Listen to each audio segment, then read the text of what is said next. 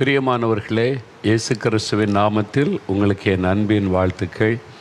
இந்த ஜெபிக்கலாம் நிகழ்ச்சியில் உங்களோடு இணைந்து ஆண்டவரோடு சமூகத்தில் ஜெபிப்பதும் வசனத்தை தியானிப்பதும் ரொம்ப சந்தோஷமான ஒரு காரியம்.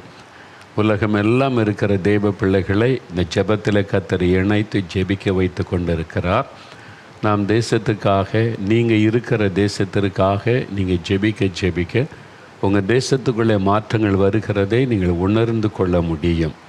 நீங்கள் சோதித்து பாருங்கள். கர்த்தர் என்ன செய்து கொண்டிருக்கிறார் என்பதை நீங்கள் கவனித்து பார்த்தா தான் தெரியும். வெளிப்பிரகாரமாக நம்ம பார்க்கும்போது உலக மனிதர்களைப் போல, அரசியல்வாதிகளைப் போல நம்ம பார்த்தா ஒரு பெரிய மாற்றத்தை பார்க்க முடியாது. ஆனால் ஆண்டவரோடு இணைந்து கர்த்தர் பார்க்கிற விதமாய் நம்ம பார்க்கும்போது நம்முடைய ஜெபத்துக்கு பதில் வந்திருக்கிறது. ஆண்டவர் கிரியை செய்து கொண்டிருக்கிறார் என்பதை தெளிவாக அறிந்து கொள்ள முடியும். அப்போ உங்கள் தேசத்துக்காக நீங்கள் ஜெபங்கள், விண்ணப்பங்கள், வேண்டுதல்கள், ஸ்தோத்திரங்களை பண்ணணும். உங்கள் தேசத்தில் இருக்கிற எல்லா மக்களுக்காகவும். 1 தீமோத்தேயு 2 அதிகாரத்தில் சொல்லியிருக்குல்ல, 4 பரிமாணங்கள் ஜெபத்தை பற்றி, தூப வர்க்கத்தில் 4 பொருட்கள், அதை பற்றி தொடர்ச்சியாக நம்ம பேசியிருக்கிறோம். நீங்கள் அதை அறிந்து கொண்டீங்க. ஆண்டவருக்கு ரொம்ப சந்தோஷம். அதெல்லாம் குறிப்பெடுத்திருப்பீர்கள் என்று நம்புகிறேன். இந்த புஸ்தகம், நீங்கள் இந்த ஜெபம் என்ற புஸ்தகத்தை ஆயிரக்கணக்கான பேர் வாங்கியிருக்கிறீங்க. ரொம்ப சந்தோஷம். நீங்கள் இன்னும் இதை வாங்காதவர்கள் கட்டாயம் ஒரு புஸ்தகத்தை நீங்கள் வாங்கி கொள்ள வேண்டும். ஒவ்வொரு கிறிஸ்தவங்க வீட்லேயும் ஒரு சின்ன லைப்ரரி இருக்கணும், மினி லைப்ரரி. அப்போ இது மாதிரி 10 ரூபா தான். சில புஸ்தகம் 20 ரூபா, 50 ரூபாய் கிடைக்கும். மாதத்துக்கு ஒரு புக்கு வாங்கினீங்கன்னா ஒரு வருஷத்தில் 12 புஸ்தகம் ஆயிரும். அப்போ 12 புஸ்தகம் 5 வருஷத்தில் எவ்வளோ பெரிய புஸ்தகம் இல்லை? அப்போ உங்கள் வீட்டில் பிள்ளைகளை கூட உற்சாகப்படுத்தணும் வாசிப்பதற்கு. இது ரொம்ப முக்கியம். தினம் ஒரு 10-15 பக்கம் வாசிக்க போகிறோம். நீங்கள் அப்படியே ஒரு புக்கையோ டெய்லி வாசித்து முடிக்கணும் அவசியம் இல்லை. ஒரு நாளைக்கு 10 பக்கம் வாசிங்க. ஒரு 5-6 நாள் இல்லை 10 நாளைக்குள்ள ஒரு புஸ்தகத்தை வாசித்து முடித்து விடலாம். ஒரு வாரத்தில் ஒரு புஸ்தகத்தை வாசித்து முடிச்சிடலாம். நான் எல்லாத்துலேயும் பாருங்கள், இந்த புஸ்தகத்துலலாம் நோட்ஸ் எழுதியிருப்பேன். கலர் பண்ணியிருப்பேன், எழுதியிருப்பேன். நான் புக்கு வாசிக்கும் போது அப்படி தான் பார்த்திங்களா, கலர் பென் வச்சுருப்பேன். 4 கலர் உள்ள பென் இருக்குது. நான் ட்ராவலில் போகும்போது, ஃப்ளைட்டில் போகும்போது, புக்கு வாசிக்கும் போதும் அதை குறித்து வைப்பேன். அப்போது அந்த சப்ஜெக்டை நம்ம திரும்பி பார்க்கும்போது ஈஸியாக அதை நம்ம எடுத்து அறிந்து கொள்ள முடியும். ஸ்கைலெலாம் எழுதி வச்சுருப்பேன் இதில். இதே மாதிரி ஒரு பழக்கத்தை நீங்கள் ஏற்படுத்தி கொள்ளுங்கள். பிள்ளைகளுக்கு சொல்லி கொடுங்க. அது நல்லது. நிறைய ஆவிக்குரிய புஸ்தகங்கள், ரொம்ப பிரயோஜனமான புஸ்தகம்லாம் இருக்குது. சாம் ஜெபத்துரன் எழுதின விதவிதமான புஸ்தகங்கள் இருக்கிறது. ஒரு டிஜிஎஸ் தினகரன் அவங்களின் வரங்களை பற்றின புஸ்தகம், அது மாதிரி புஸ்தகம் இருக்கிறது. அவங்க பரலோக தரிசனம், அந்த புஸ்தகத்தை நிறைய பேர் வாங்கியிருக்கிறீங்க. வாசிக்கணும். வாங்கி வாசித்து நோட்ஸ் எல்லாம் எழுதி வைக்கணும். இந்த மாதிரி புஸ்தகங்கள் வாசிக்கிறது ரொம்ப நல்லது. நான் எங்கே போனாலும் நிறைய புஸ்தகம் வாங்குவேன். ஆங்கில அமெரிக்காலாம் போனால் புதுசாக வந்திருக்கிற ஜெபத்தை பற்றின புஸ்தகங்கள், ஆவிக்குரிய அனாயிண்டிங்கை பற்றி புஸ்தகங்கள், இதெல்லாம் ரொம்ப பிரயோஜனமாக இருக்கும். நிறைய புஸ்தகம் வாசிக்கும்போது நிறைய வேத சத்தியங்களை நம்ம அறிந்து கொள்ள முடியும். அதனால் நீங்கள் வாங்கி உங்கள் வீட்டில் ஒரு அலமாரில் ஒரு பகுதியை சின்ன லைப்ரரியாக வைத்துக்கொள்ளுங்கள். இது மாதிரி வாங்கி வச்சிட்டிங்கன்னா வீட்டில் உள்ளவங்கள உற்சாகப்படுத்துங்க. சும்மா இருக்க நேரம் டிவிக்கு முன்னாலே நேரத்தை வீணாக்கி செல்ஃபோனை வச்சு உருட்டிக்கிட்டு இருக்கிறத விட இது மாதிரி புஸ்தகத்தை வாசிக்கிற பழக்கத்தை வீட்டில் எல்லாருக்கும் ஏற்படுத்துங்க. அது ரொம்ப பிரயோஜனம் உள்ளது. இது தி பெண்டிகாஸ்டல் மிஷன், TPM, இவங்க நிறைய புக்கு வெளியிட்டிருக்கிறாங்க. எங்களுடைய புஸ்தகம் மன்னிப்பை பற்றின ஒரு புஸ்தகம் ரொம்ப ப்ராக்டிக்கல், ஆசீர்வாதமானது. வேதத்தின் ரகசியங்களை அறிந்து கொள்ள செகண்ட் கேமிங்கை பற்றி நிறைய புஸ்தகம் இருக்கிறாரு. நீங்கள் அது மாதிரி வாங்கி வைத்து கொண்டீங்கன்னா ஒவ்வொரு சப்ஜெக்டில் வேதத்தை அறிந்து கொள்ள அதை வாசித்து நீங்கள் பைபிளை வாசிக்கும் போது நிறைய அறிந்து கொள்ள முடியும். வேதத்தை ஆராய்ந்து பாருங்கள். அதுக்கு இந்த மாதிரி புஸ்தகம்லாம் உதவியாக இருக்கும். அதனால் இதிலிருந்து தான் நான் உங்களுக்கு சொல்லி கொண்டிருக்கிறேன். இதிலேருந்து தொடர்ச்சியாக நம்ம தியானிக்கிறோம். அதனால் இந்த நாளில் கூட நாம் ஜெபத்தில் சில முக்கியமான காரியம், ஒரு 4 காரியத்தை இன்றைக்கி நம்ம பார்க்க போகிறோம். இப்போ 4 விதமான ஜெபத்தை குறித்து, ஜெப தூபத்தில் சேர்க்கப்படுகிற 4 விதமான பொருட்களோடு அதை கம்பேரிஷன் பண்ணி காரியங்களை நம்ம அறிந்து கொண்டோம். இப்போ உங்களுக்கு நிறைய பேருக்கு வித்தியாசம் தெரிஞ்சிட்டு, விண்ணப்பம்னா என்ன, வேண்டுதல்னா என்ன, ஜெபம்னா என்ன, ஸ்தோத்திரம்னா என்ன வித்தியாசம் தெரிஞ்சிட்டல. ஒரு ஜெபத்தில் 4 விதமான பரிமாணம் இருக்கிறது. அவைகளெல்லாம் இணையும் போது தான் ஜெபம் முழுமை பெறும். இதை நம்ம அறிந்து கொள்ளணும். இந்த 4 பொருளை சேர்க்கும் போது தான் தூப வர்க்கம் என்கிற ஒரு முழுமையான பொருள் கிடைக்கும். அதனால் நம்முடைய ஜெபத்தில் இந்த 4 விதமான பரிமாணங்களும் நம்முடைய ஜெபத்தில் வெளிப்படணும். இதை குறித்து தான் நீங்கள் அறிந்து கொண்டீங்க. சரி, அடுத்து ஜெபத்தினுடைய சில முக்கிய காரியங்கள், சில முக்கியமான சில காரியம், ஒரு 4 காரியம், அதை நம்ம பார்க்க போகிறோம். முதலாவது நம்ம அறிந்து கொள்ளுவது, ஜெபம் என்பது தேவனோடு நாம் பேசுவது, தேவன் நம்மோடு பேசுவது. அந்த ரெண்டு காரியமும் சரியாக நடந்தால் தான் ஜெபம் முழுமை பெற்றிருக்குன்னு அர்த்தம். நம்மளே போனேன் ஆண்டவர்கிட்ட எல்லாம் சொல்லிட்டேன், அவ்வளோதான். ஆண்டவர் என்ன சொன்னார் அது தெரியாதே. ஆண்டவர் பேசலாம் செய்வாரா? அவனை கேட்டால் பேசுவார்.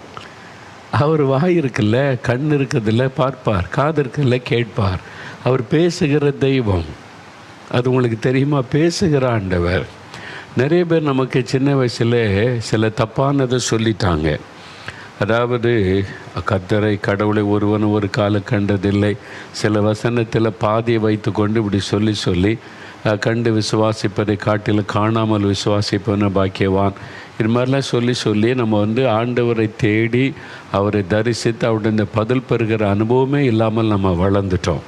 அப்படி இல்லை, ஆண்டவர் நம்மோடு பேசுகிறவர். அதனால் நாம் தேவனோடு பேசுவதும் தேவன் நம்மோடு பேசுவது தான் ஜெபம்.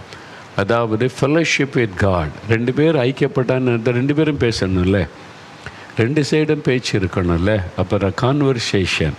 நாம் ஆண்டவரோடு பேச, ஆண்டவர் நம்மோடு பேச. ஆபிரகாமோடு கர்த்தர் பேசுகிறாரு, கர்த்தர் ஆபிரகாமோடு பேசுகிறார், ஆபிரகாம் கர்த்தரோடு பேசுகிறார்.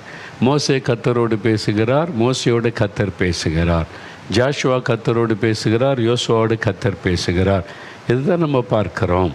இந்த அனுபவத்துக்குள்ளே நம்ம வரணும். ஜெபம் என்பது ஒன் சைடு அல்ல, நம்ம மட்டும் பேசிக்கிட்டு போதும் முடிச்சுட்டு வந்து விடுவதல்ல. தேவன் நம்மோடு கூட பேசணும். நீங்கள் மோசேயினுடைய சரித்திரத்தை வாசிக்கும்போது யாத்திராமத்தில் பார்த்தீங்கன்னா, மோசே கர்த்தரை நோக்கி அப்படின்ற வசனம், மோசே கர்த்தரை நோக்கி அவர் பேசுகிறார், கர்த்தரை நோக்கி. அதே சமயத்தில் இன்னும் நீங்கள் தொடர்ந்து பார்த்தீங்கன்னா அதிகமாக வரக்கூடியது கர்த்தர் மோசையை நோக்கி. அப்போது மோசே கர்த்தரை நோக்கி பேசுகிறார், கர்த்தர் மோசையை நோக்கி பேசினார். இதுதான் யாத்திராமத்தில் அடிக்கடி நம்ம பார்க்கிறோம். அப்போது நம்ம காத்திருந்து ஜெபித்து தேவனுடைய சத்தத்தை கேட்பது, தேவன் நம்மோடு பேசுவதை கேட்பது, இந்த அனுபவத்துக்குள்ளே நம்ம வரணும். நம்ம ஜெபிக்க போனால் எங்கே போகிறீங்க? ஆண்டவரோட பேச போகிறேன்னு சொல்லுங்கள்.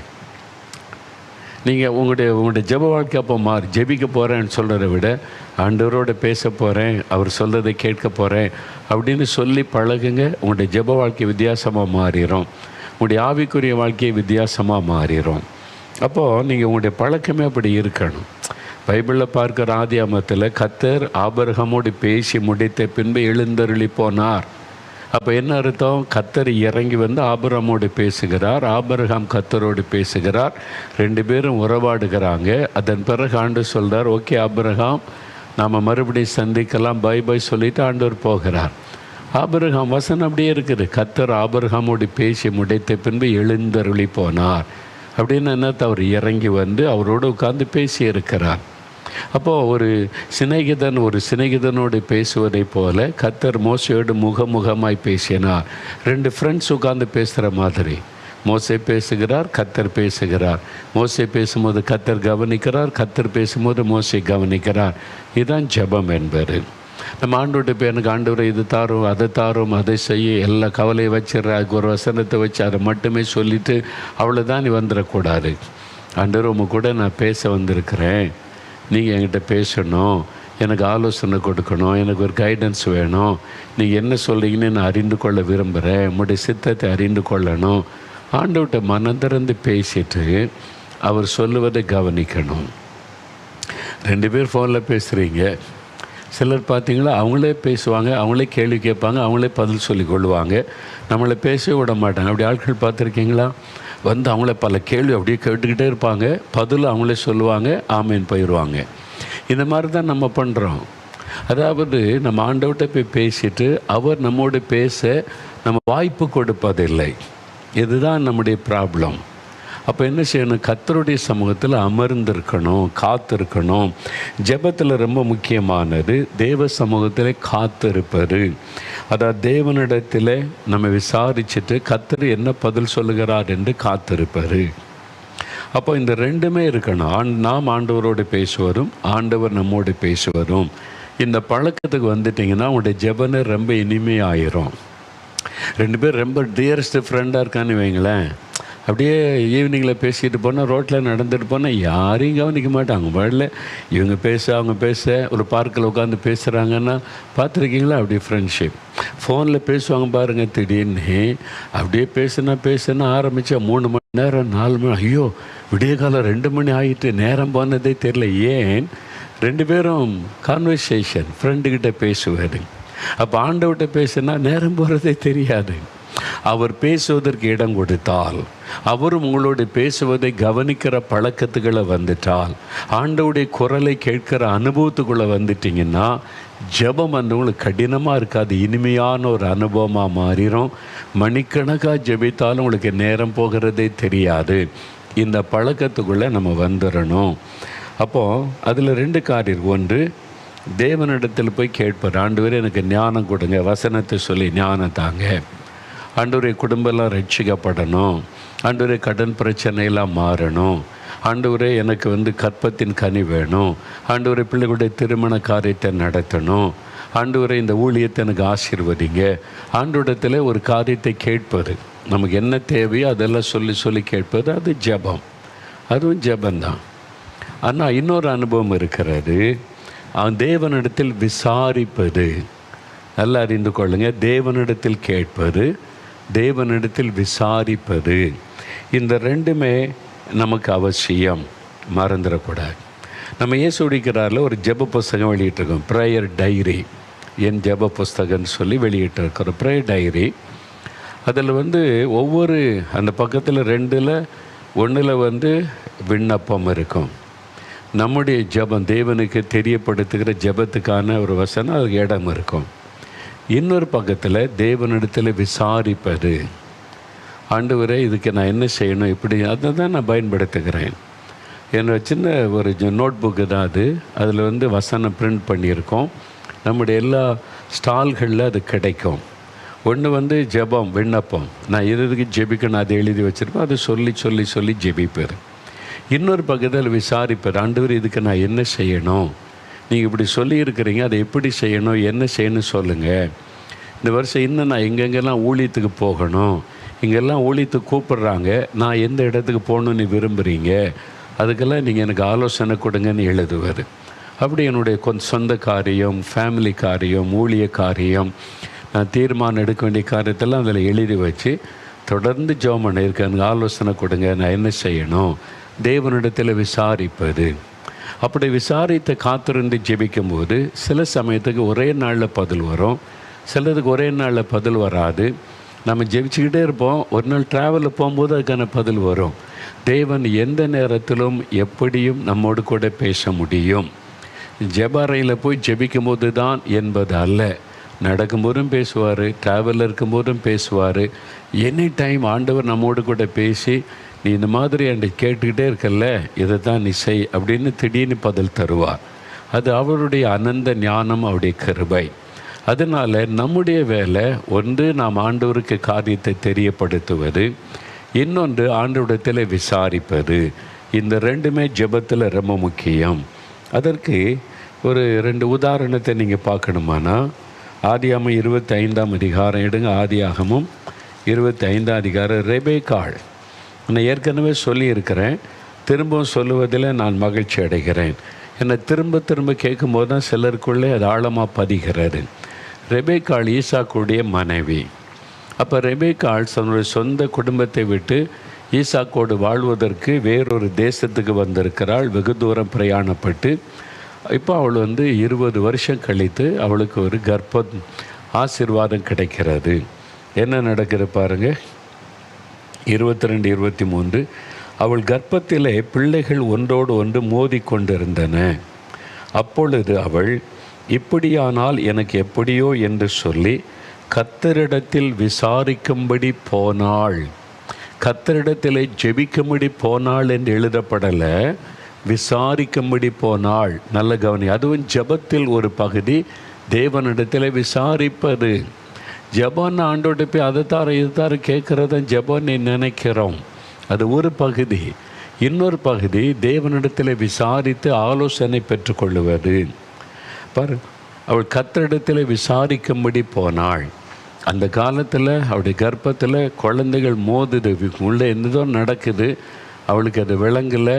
அது முதல் பிரசவம். 20 வருஷம் கழித்து அவளுக்கு கர்ப்பத்தில் குழந்தைகள். இப்போது அவளுக்கு எத்தனை குழந்தை இருக்குன்னு தெரியாது, என்ன நடக்குன்னு தெரியாது. இப்போ எங்கே போய் விசாரிக்கிறது? அம்மா பக்கத்துலேருந்தே கேட்கலாம், அம்மா வேறொரு நாட்டில் இருக்கிறாங்க. மாமியார் இருந்தால் கேட்கலாம், மாமியார் இறந்துட்டாங்க. மாமனார் ஆபிரகாம் இருக்கிறார், கணவர் ஈசாக்கு இருக்கிறார். மருத்துவச்சிகள் இருந்திருப்பாங்க, அவங்ககிட்ட இப்போ என்ன கேட்குறது? அல்லது இவங்கள ஆண்கள் அவங்கள்ட்ட என்ன கேட்குறது? நம்மை சரிசித்தவர் ஆண்டவர். நம்ம மாமனாரும் கணவரும் ஆண்டவரோடு பேசுகிறாங்க, ஆண்டவர் அவர்களோடு பேசுகிறார். என்கிட்ட ஆண்டவர் பேசுவார்ல, நானும் இந்த குடும்பத்தில் ஒருத்தி தானே. கர்த்தரிடத்தில் விசாரிக்க போனாள்.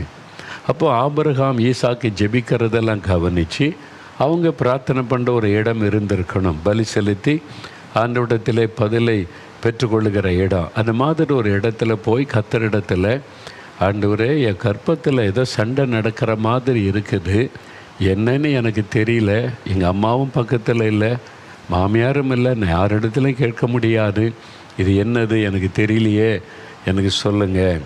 அப்போ ஆண்டவர் பேசுகிறார். இவ்வளோ அழகான ஒரு ஜெபம் பார்த்தீங்களா? விசாரித்தாள்.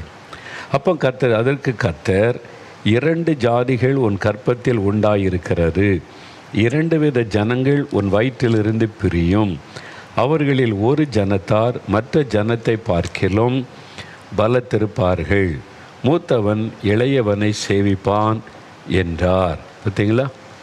ஆண்டவர் ஒரு வருங்காலத்தையே சொல்லி கொடுத்துட்டார். உன் கர்ப்பத்தில் 2 குழந்தைகள் இருக்குது, 2 ஜாதி பிரியும், மூத்தவன் இளையவனை சேவிப்பான், இளையவன் தான் உயர்ந்திருப்பான் அப்படின்னு ஆண்டவர் முன்கூட்டி எல்லாம் சொல்லிட்டார். அப்போ ரெபேக்காளுக்கு நல்லா தெரியும், யாக்கோபு தான் தேவனால் தெரிந்து கொள்ளப்பட்டவர், அவர் மூலமாக தான் தேவன் பெரிய காரியத்தை செய்யப்போகிற உயர்த்த போகிறார் என்பது தெரியும். இதெல்லாம் எப்படி தெரியும்? விசாரித்தாள். நீங்கள் கர்த்தரிடத்தில் போய் உங்களுடைய பிள்ளைகள் காரியமாக விசாரிக்கணும். என் பிள்ளைகள் என்ன படிக்கணும், நீங்கள் என்ன விரும்புகிறீங்க, எங்கே படிக்க வைக்க. நிறைய பேர் நான் அங்கே படிக்க வைக்கிறேன், இங்கே படிக்க வைக்கிறேன், வெளிநாட்டுக்கு அனுப்புனேன்னு சொல்லி இப்போ 10 லட்சம் 20 லட்சம் 30 லட்சம் கேட்குறாங்க. சர்டிஃபிகேட் கிடைக்கல, பாதியில் நிற்கிது, என்ன பண்ணுன்னு தெரியல. ஏன் அங்கே படிக்க வச்சுங்க? விசுவாசம். விசுவாசம் என்பது சும்மா நீங்கள் விசுவாசிப்பல. எதன் மேலே விசுவாசம்? ஆண்டவருடைய வல்லமை மேலே தான். ஆண்டவருடைய வல்லமைன்னா ஆண்டவர் வாக்கு கொடுத்தாரா, அந்த வாக்கு தத்தம் தந்து அதில் விசுவாசம் இருக்கணும். உன் பிள்ளையை வெளிநாட்டில் படிக்கவே நான் உன் தேவையை சந்திப்பேன்னு சொன்னாரா? நீங்களாக விசுவாசத்தோடு படிக்க வைக்கிறேன்னு கடன் பிரச்சனைக்குள்ளே சிக்குவார். கர்த்தரிடத்தில் ஆலோசனை கேட்பதே இல்லை. இப்போ மேரேஜ் பிரச்சனை வந்துட்டு, அப்போ நீங்கள் ஆண்டவர்கிட்ட கேட்டிங்களா? நான் ஜெபம் பண்ணி தாங்க செஞ்சோம், ஜெபம் பண்ணி தான் எல்லோரும் கிறிஸ்தவங்க சொல்கிற பதில், ஜெபம் பண்ணி தான் செஞ்சோம், ஜெபம் பண்ணி தான் எல்லாம் நடத்தணும், விசுவாசத்தோடு தான் செய்தோம். அதெல்லாம் இருக்கட்ட, கர்த்தரிடத்தில் கேட்டிங்களா? ஆண்டவரே, இந்த திருமணத்தை செய்யலாமா, இதுதான் ஏற்ற துணையா, நாங்கள் என்ன செய்யணும், எப்படி செய்யணும் கேட்டிங்களா? இந்த திருமணத்தை எப்படி நடத்தணும்னு கேட்டிங்களா? அவங்க கார்டு அடிக்கிறாங்க, நான் அப்படி அடிக்கிறேன், அவங்க இப்படி விருந்து வைக்கிறாங்க, நான் இப்படி விருந்து வைக்கிறேன். உலக மக்களை பார்த்துட்டு உங்கள் ஆசையெல்லாம் நிறைவேற்றிட்டு கடன் கடன் கடன். காரணம் யார்? நீங்கள் தானே தவிர கர்த்தரில். என்ன கர்த்தரிடத்தில் விசாரிக்கலை. நம்மளாம் ஆசைப்படுறதை செஞ்சுட்டு விசுவாசித்தோன்னு ஒரு வார்த்தையில் சொல்கிறோம், ஜெபித்தோன்னு சொல்கிறோம். விசாரிச்சிங்களா ஆண்டவரிடத்தில்? அதுதான் முக்கியம். பிள்ளைகளை என்ன படிக்க வைக்கணும்னு விசாரிச்சிங்களா? எங்கே படிக்க வைக்கணும்னு விசாரிச்சிங்களா? நீங்களே ஆசைப்பட்டு நீங்களே தீர்மானம் பண்ணி கேட்டால் விசுவாசித்தேன் ஜெபம் பண்ண அப்படின்னு சொல்லுகிறோம். அதெல்லாம் விசாரிக்கணும் கர்த்தரிடத்தில். ரெபேக்காள் போய் விசாரித்தாள். இப்போது அதே மாதிரி 1 சாமுவேல் 23 அதிகாரத்தில் 1 சாமுவேல் 23 அதிகாரம் எடுங்க. தாவீதை குறித்து ரொம்ப அருமையான காரியம். ஏன்னா தாவீது அந்த கேரக்டர் எனக்கு ரொம்ப பிடிக்கும். தாவீதை பற்றி நிறையா தியானிச்சிருக்கிறேன். ஏன்னு சொன்னால் தாவீதை குறித்து ஆண்டவர் சொல்ல, தாவீதை என் இருதயத்திற்கு ஏற்றவனாய் கண்டேன், எனக்கு சித்தமானதையெல்லாம் செய்வான். ஆண்டவர் சாட்சி கொடுக்கிறார். நான் சொல்ல, ஆண்டவர் நம்முடைய இருதயத்திற்கு ஏற்றவனாய் என்னை மாற்றுங்க. தாவீது சில மிஸ்டேக்லாம் பண்ணார். அதெல்லாம் தேவனை துக்கப்படுத்தினால் அதிலே கடந்தலை எழுப்பி வந்துட்டார். கர்த்தரிடத்தில் கேட்டு செயல்பட்டனால தாவீது மேலே ஆண்டவருக்கு ஒரு விசேஷித்த அன்பு.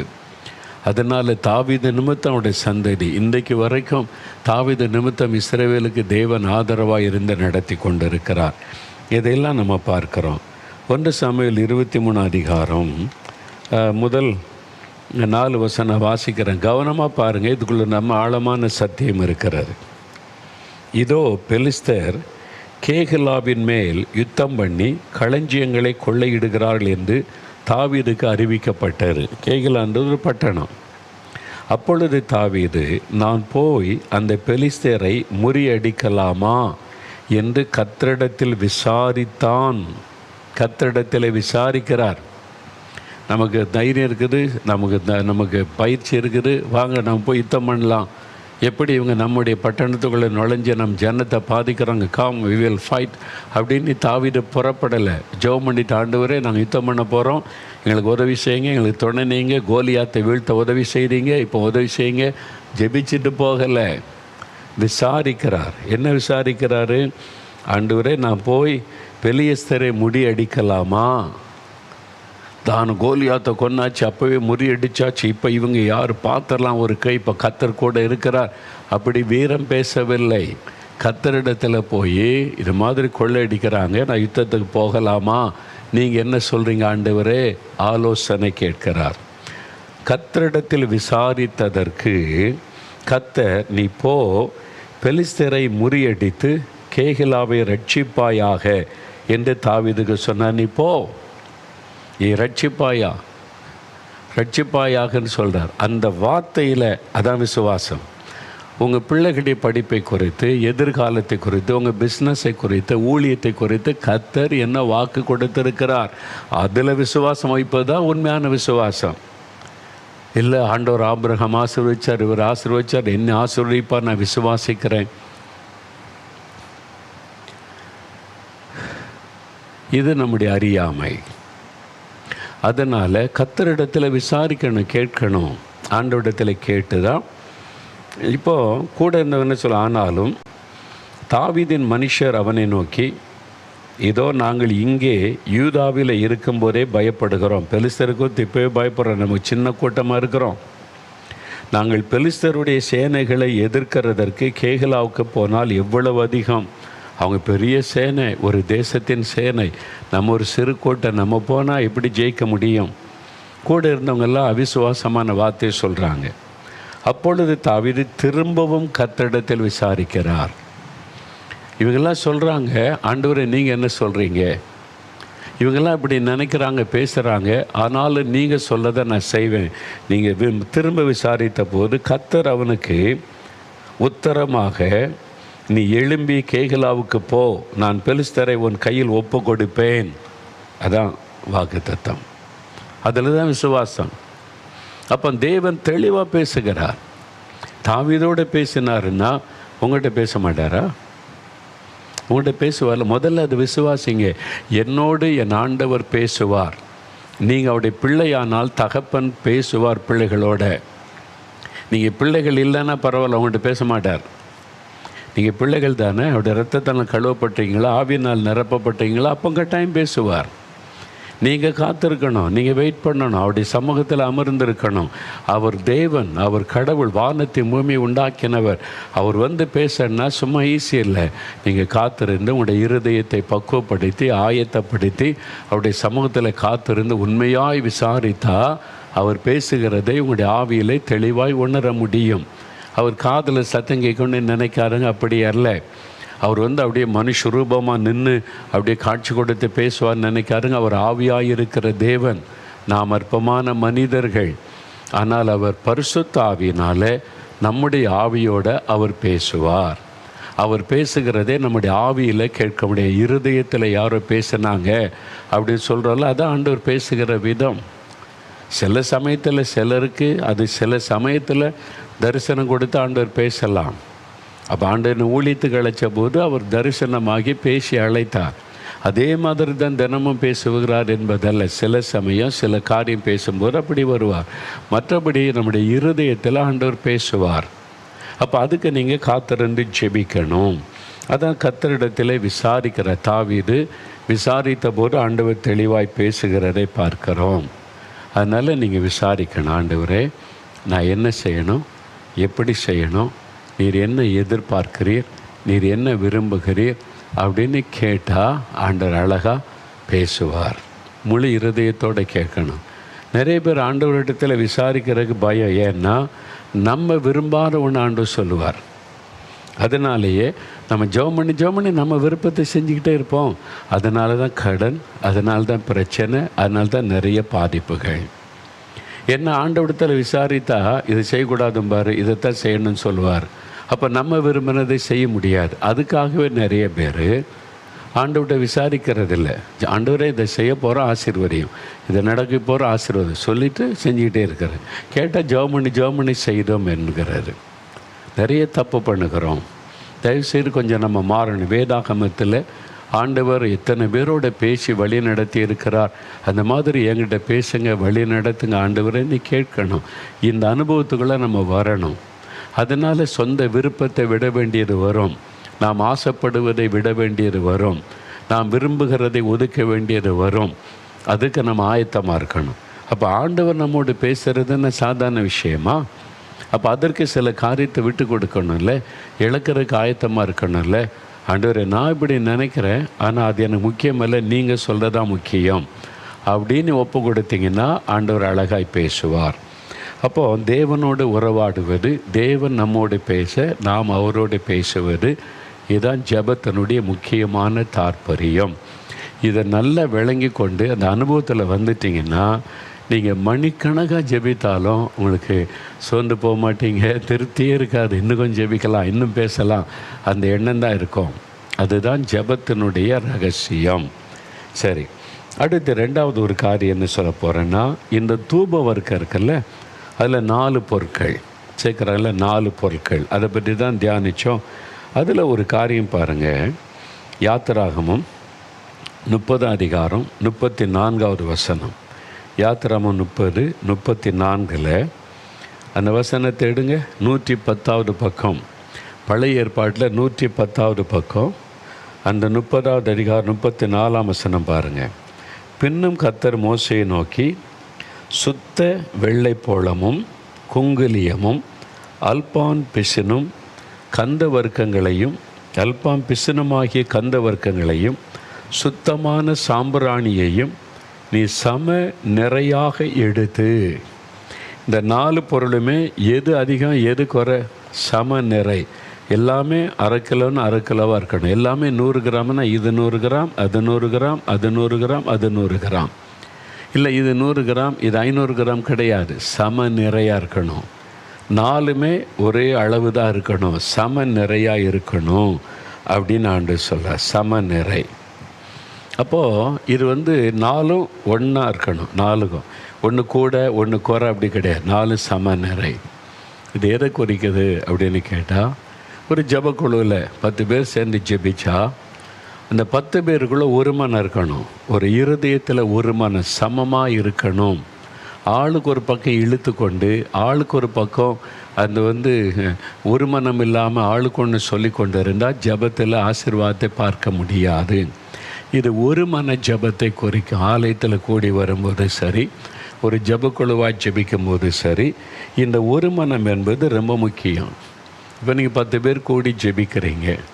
ஒருத்தர் ஆண்டவரே அபிஷேகம் வரங்கள் வல்லமை தரும்னு ஜெபிக்கிறாரு. ஒருத்தர் ஆண்டவரே ஜன ரட்சிக்கப்படணுமே அழுது ஜெபிக்கிறாரு. ஒருத்தர் பார்த்தீங்கன்னா வாலிபர்களை தொடு ஆண்டவரேன்னு ஜெபிக்கிறாரு. ஒருத்தர் வந்து இவங்களுக்கு கற்பத்தின் கனி எல்லாரும் கொடுக்கணும். ஆளுக்கு ஒன்று ஜெபம் பண்ணினா ஒரு மனம் இல்லைன்னு அர்த்தம். அப்போ அந்த ஜெபத்துக்கு பதில் வராது.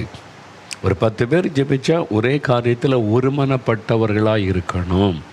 அந்த ஒரே காரியத்துக்கு ஒரே நோக்கத்தோட குறிப்பாக கருத்தாக ஜெபிச்சாதான் தேவன் பதில் கொடுக்க முடியும்.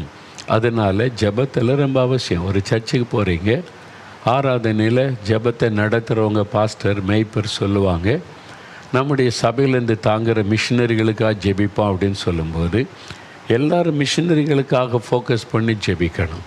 எல்லோரும் மிஷினரிகளுக்காக ஜெபிங்கன்னு சொன்னால், ஒரு ஆள் வந்து என் குடும்பத்துக்காக ஜெபிக்கிறேன், ஒரு ஆள் என் பிஸ்னஸுக்காக ஜெபிக்கிறேன், என் பிள்ளைகளுக்காக ஜெபிக்கிறேன்னா ஒரு மனம் இல்லை. அப்போ அந்த ஜெபத்துக்கு பதில் வராது. அந்த ஜெபம் தூபமாய் பரலோகத்துக்கு போகாது. அப்போது அந்த ஒரு மனம் இருந்தால் தான் அந்த பரிசுத்தவான்களுடைய ஜெபம் தகுதியான ஜெபம். அந்த தகுதியான ஜெபம் பண்ணாதான் பரலோகத்தில் அந்த அந்த ஜெப தூபமாக தேவ சமூகத்துக்கு போகும். அப்படி இல்லைன்னா அந்த ஜெபம் பரலோகத்துக்கு போகாது. அதனால் அதை உணர்ந்து கொள்ளணும். அதனால தான் இந்த ஜெபத்தில் ஒரு மனம் அவசியம் என்பது முக்கியத்துவப்படுத்தப்படுகிறது. நம்ம எல்லாம் ஒருமனப்பட்டு ஒரே நோக்கத்தோடு கருத்தாக ஜெபிக்கணும். அப்படி சொல்லும்போது அந்த ஒரே காரியத்தில் தான் நம்ம நிற்கணும். பாருங்கள், மத்தேயு 18:18 இயேசு சொல்லுகிறார், பூமியிலே 2 பேர் ஒருமனப்பட்டவளாக எதை கேட்டாலும் அதை நான் செய்வேன். 2 பேர் ஜெபிக்கும்போது இவங்க ஒரு காரியத்துக்கு ஜெபம், இவங்க ஒரு காரியத்துக்கு ஜெபம், இருதயம் வேறுபட்டிருந்தால் ஜெபத்துக்கு பதில் வராது. 2 பேர் ஒருமனப்பட்டவளாய் ஒரே காரியத்திற்கு கருத்தாக ஜெபிக்கணும். தேசத்துக்காக ஜெபிக்க போகிறோன்னா அதை தான் ஃபோக்கஸ் பண்ணணும். நீங்கள் இன்றைக்கி சர்ச்சுக்காக ஜெபிக்க போகிறோன்னா சபைக்காக ஃபோக்கஸ் பண்ணணும். அப்போது நம்ம கூடி ஜெபிக்கும் போதும் சபையில் ஜெபிக்கும் போதும் உபவாச ஜெபம் முழுரவு ஜெபங்களிலேயும் என்ன காரியத்துக்கு இந்த ஜெபம், எந்த பர்பஸுக்கு நம்ம கூடி ஜெபிக்கிறோம் அதை உள்வாங்கி கொண்டு எல்லாரும் அதில் ஒருமனப்பட்டவளாக ஜெபிக்கணும். அது ரொம்ப முக்கியம். அப்படி ஒருமனப்பட்டு ஜெபிக்கும்போது தான் ஆண்டவர் பதில் கொடுக்க முடியும், அற்புதம் செய்ய முடியும். இது நீங்கள் கவனம் செலுத்தணும். அதனால் ஜெபிக்க போகும்போது நம்ம மற்றவங்க என்ன சொல்கிறாங்க, லீட் பண்ணுறவங்க எதை கைட் பண்ணுறாங்க, அதில் கவனம் செலுத்தி அதில் ஒருமனப்பட்டவளாக நம்ம ஜெபிக்கிறதில் கவனமாக இருக்கணும். அப்போ ஆண்டவர் அற்புதம் செய்கிறத நம்ம தெளிவாய் பார்க்க முடியும். இது ரொம்ப முக்கியம். சரியா? அதனால் நீங்கள் எப்பெல்லாம் ஜெபிக்க கூடி வர்றீங்களோ ஒருமனப்பட்டவளாக ஜெபிக்கிறதில் கவனம் செலுத்தணும். ஆவியில் ஒருமனம் இல்லைன்னா உங்கள் ஜெபத்துக்கு பதில் வராது. ஜெபத்தில் வல்லமை, தேவ பிரசன்ன கிரியைகளை பார்க்க முடியாது. அப்போது அங்கே தேவனுடைய பிரசன்னமே தடைபடும். அதனால தான் அப்போஸ்தலர் நடபடிகளை பார்க்கும்போது அவள் எல்லாரும் ஒருமனப்பட்டவளாய் ஓரிடத்திலே கூடி வந்து அடிக்கடி பார்க்க முடியும். அப்போஸ்தலர் நடபடிகளை வாச பாருங்கள், ஒருமனப்பட்டவளாய் ஒரு இடத்திலே கூடி வந்து அவள் ஒருமனப்பட்டவளாய் தேவனை நோக்கி சத்தமிட்டு. நீங்கள் அடிக்கடி இப்போ அப்போஸ்தலர் நடபடிகள் எடுங்களேன். வேத புஸ்தகத்தில் அப்போஸ்தலர் நடபடிகள் 2ஆம் அதிகாரம் எடுங்க. அப்போஸ்தலர் 2ஆம் அதிகாரத்தில் 1ஆம் வசனம் பாருங்கள். பெந்தேகோஸ்தே என்ன நாள் வந்தபோது அவர்கள் எல்லாரும் ஒருமனப்பட்டு ஓரிடத்திலே வந்தார்கள். ஒரு மனம், எல்லாருக்குள்ளும் கூடி வந்த எல்லாருக்குள்ளும் ஒரு மனம் இருந்தது. ஒரே மனம், ஒரே இருதயம் இருந்தது. அப்போஸ்தலர் நடபடிகள் 2ஆம் அதிகாரத்தில் நாம் அதை பார்க்கிறோம். இப்போ மறுபடியும் அப்போஸ்தலர் நடபடிகள் 4ஆம் அதிகாரத்தில் 24ஆம் வசனம். அவங்களுக்கு எதிர்ப்பு வருது, அவங்கள பயமுறுத்தப்படுறாங்க. அப்போஸ்தலர் சபையாருக்கு எல்லாம் தெரியும். ஆயிரக்கணக்கான பேர் வந்துட்டாங்க. இப்போ 3000 5000 திரளான மக்கள் ரட்சிக்கப்பட்டு பெருங்கூட்டம் வந்துட்டாங்க. அப்படி எல்லாருக்கும் மத்தியில் சொல்லும்போது 24ஆம் வசனம், அவர்கள் அதை கேட்டு ஒருமனப்பட்டு தேவனை நோக்கி சத்தமிட்டு. முதல்ல ஒருமனப்பட்டு ஜெபிக்கிறாங்க. அதில் ஒருத்தர், எதுக்கு நீங்கள் அவங்ககிட்ட போனீங்க, எதுக்கு போய் அடி வாங்கிட்டு வர்றீங்க, எதுக்கு திட்டு வாங்கிட்டு வர்றீங்க, எதுக்கு இங்கே போனால் விதண்டவாதம் பேசலை. அவங்க சொன்னால் ஒருமனப்பட்டவளா, சரி ஒருமனப்பட்டு ஜெபிப்போம், அவ்வளோதான். அதான் முக்கியமான ஒரு காரியம். 32ஆம் வசனம் பாருங்கள். அப்போஸ்தலர் 4:32, விசுவாசிகளாகிய திரளான கூட்டத்தார் ஒரே இருதயமும் ஒரே மனமும் உள்ளவளாக இருந்தாங்க. திரளான கூட்டம். வேத அறிஞர்கள் சொல்கிறாங்க, இந்த டைமில் எருசலேமில் சபையில் 24,000 விசுவாசிகள் இருந்தாங்களாம். 24,000 விசுவாசிகள். அவ்வளோ ஆயிரக்கணக்கான விசுவாசிகள் திரளான கூட்டமாக இருந்தாங்க. ஒரே இருதயமும் ஒரே மனமும், வேறு நோக்கமே கிடையாது. எதுக்கு அந்த கூட்டத்தில் இயேசு மகிமைப்படணும், அவருடைய சித்தம் நிறைவேறணும், அவருடைய கட்டளையை நிறைவேற்றணும், அவ்வளோதான். வேறு நோக்கம் கிடையாது. ஒரே இருதயமும் ஒரே மனமும். இன்றைக்கி திரளான விசுவாசிகள், ஒரே மனம் ஒரே இருதயம். 10 விசுவாசி இருப்பாங்க, 10 பேருக்கும் 10 இருதயம், ஆளுக்கு ஒரு டைரக்ஷன். அது சரியில்லை, இது சரியில்லை, இது இப்படி செய்யணும், அப்படி செய்யணும். ஒரு மனமே இல்லாதனால தான் தேவ பிரசன்னத்தை உணர முடியல, ஆசீர்வாதத்தையும் காண முடியலை. அதனால் நீங்கள் கூடி வரும்போது ஜெபத்தில் ஒரு சின்ன குழுவாக இருக்கலாம், சபையில் இருக்கலாம், ஒரு பெரிய மாஸ் ப்ரேயராக இருக்கலாம். எதுக்காக இந்த ஜெபம், எதுக்காக நம்ம கூடி வர பண்ணி இருக்கிறாங்க, அதில் ஒருமனப்பட வேண்டும். இல்லை உங்களுக்கு அதை ஒத்துக்கொள்ள முடியல, எழுப்பி போயிட்டே இருங்க. அங்கே உட்காந்துட்டு ஒரு மனம் இல்லாமல் முறுமுறுத்துக்கிட்டு இது சரியில்லை, இது சரியில்லை, அது தேவையா, அது உங்கள் காரியம் இல்லை. அது அவங்களுக்கு கொடுத்த தரிசனம். அதில் இணைகிறவங்க இணைந்து கொள்கிறாங்க, ஒரு மனப்பட்டு ஜெபிக்க. உங்களுக்கு அதில் ஏற்றுக்கொள்ள முடியலையா, வீட்டில் எழுப்பி வீட்டுக்கு போங்க. அங்கே உட்காந்துக்கிட்டு ஒரு மனதுக்கு எடுத்து ஆசீர்வாதத்தை குலைத்து கொண்டு இருக்காரு. ஏன்னா உங்களால் அதை ஏற்றுக்கொள்ள முடியல. எல்லா பேருக்கு அதில் உட்காந்துட்டு அதில் குறை கண்டுபிடிக்கிறது, முறுமுறுத்துக்கிட்டு இருக்கிறது வேண்டாம். ஒரு மனப்பட்டவங்க ஜெபிக்கட்டும். ஒரு மனம் பாதிக்கப்படும் போது தேவனுடைய பிரசன்னம் பாதிக்கப்படும், ஆண்டவருடைய அற்புதங்கள் பாதிக்கும். பாருங்கள், அடிக்கடி வர்றது, அவள் ஒரு மனப்பட்டவளாய் ஒரு இடத்துல கூடி வந்தாங்க. திரளான கூட்டத்தார் ஒரே இருதயமும் ஒரே மனமும் உள்ளவளாக இருந்தாங்க. இதை அடிக்கடி நீங்கள் வாசிக்க முடியும். நீங்கள் அப்போஸ்தலர் நடபடிகளை வாசிக்கும்போது அவர்கள் எல்லாரும் ஒரு மனப்பட்டு, அது அடிக்கடி நீங்கள் பார்க்க முடியும்.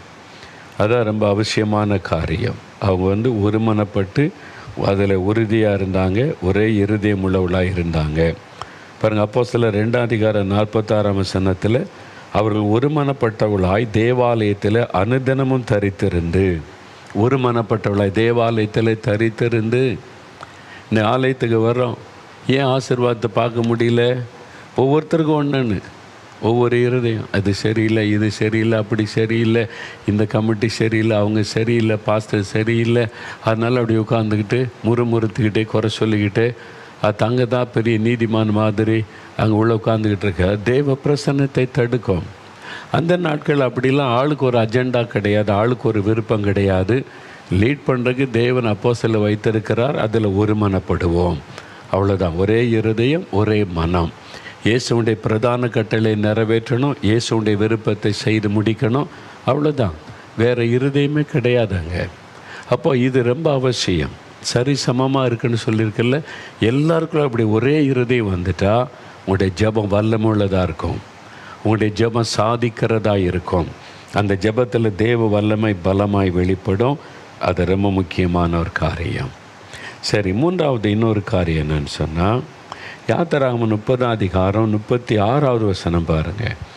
யாத்திராகமம் 30:36வது வசனத்தில், அதில் கொஞ்சம் எடுத்து பொடியாக இடித்து நான் உன்னை சந்திக்கும் ஆசரிப்பு கூடாரத்தில் இருக்கும் சாட்சி சந்நிதியில் வைப்பாயாக, அது உங்களுக்கு மகா பரிசுத்தமாக இருக்க கடவது. அதில் கொஞ்சம் அந்த 4ம் ஒன்றா ஒரே அளவாக இருக்கணும். அதை எடுத்து பொடியாக இடிக்கணும். அந்த பொடியாக இடித்ததை அப்படி நெருப்பில் போடும்போது தான் தூபம் அப்படி எழும்பும். அப்போது அதுதான் பொடியாக இடிக்கணும் அப்படின்னு சொல்லப்படுகிறார். இது எதை குறிக்கிறதுனா, நொறுங்குண்ட ஒரு இருதயம். இருதயம் நொறுங்குண்டு, சில சமயத்தில் இருதயம் நொறுங்குண்டு, பைபிளில் பார்க்கலாம், இருதயம் நொறுங்குண்டு. தேவன் நொறுங்குண்டதும் நறுங்குண்டதுமான இருதயத்தை புறக்கணியார். இந்த நொறுங்குண்ட இருதயம் நமக்கு தேவை. சில சமயத்தில், எல்லா சமயத்துலையுமே அப்படியே துதிக்கிறது, சத்தம் போடுறது, ஜெபிக்கிறது மாத்திரம் இல்லை, நொறுங்குண்ட உள்ளத்தோடு ஜெபிக்கிறதும் இருக்கிறது. இயேசு கிறிஸ்து பாருங்கள், லாசருவின் கல்லறை முன்பாக நின்று கம்பீரமாய், நீர் எப்பொழுது என் ஜெபத்தை கேட்கிறீர் ஆண்டவரே, இப்பொழுதும் ஜெபத்துக்கு பதில் தருகிறீர் என்பதை அறிந்திருக்கிறேன். அதிகாரத்தோடு ஜெபிக்கிறார்.